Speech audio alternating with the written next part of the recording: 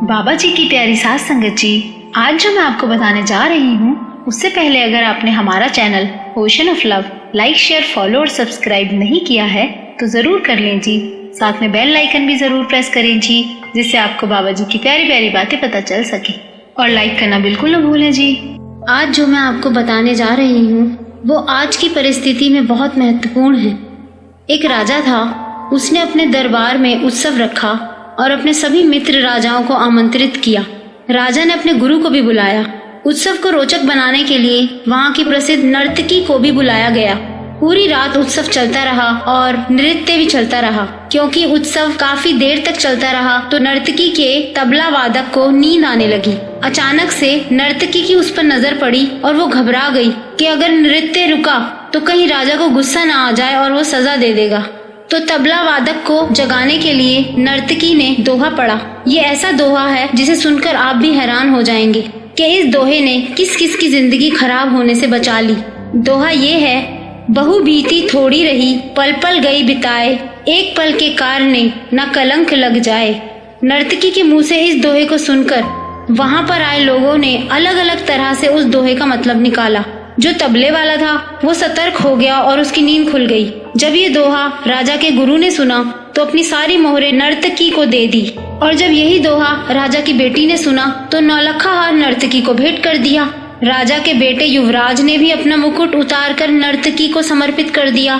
ये सब देखकर राजा इतना हैरान हुआ कि एक साधारण सी नर्तकी को सबने इतना कीमती उपहार कैसे दे दिया। इस दोहे में ऐसा क्या है?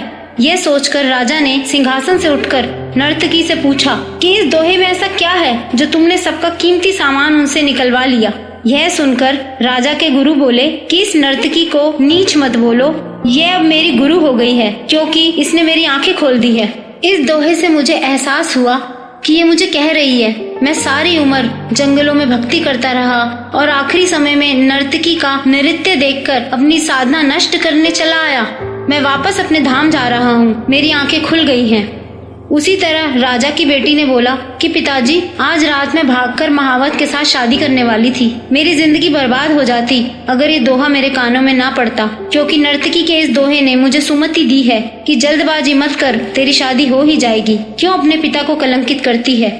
इसी तरह युवराज ने भी पिता से कहा कि पिताजी, आप वृद्ध हो गए परंतु आप मुझे राज सिंहासन नहीं दे रहे थे, तो आज मैं आपकी हत्या करवाने का षड्यंत्र रच रहा था, परंतु इस दोहे ने मेरी आंखें खोल दी।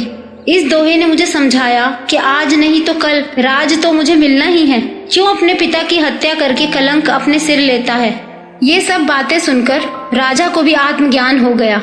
राजा ने तुरंत फैसला लिया, क्यों ना अभी युवराज का राज तिलक कर दूं, और अपनी पुत्री को कहा, पुत्री, दरबार में एक से एक राजकुमार आए हुए हैं, तुम अपनी इच्छा से किसी भी राजकुमार के गले में वरमाला डालकर पति रूप में चुन सकती हो। राजकुमारी ने ऐसा ही किया।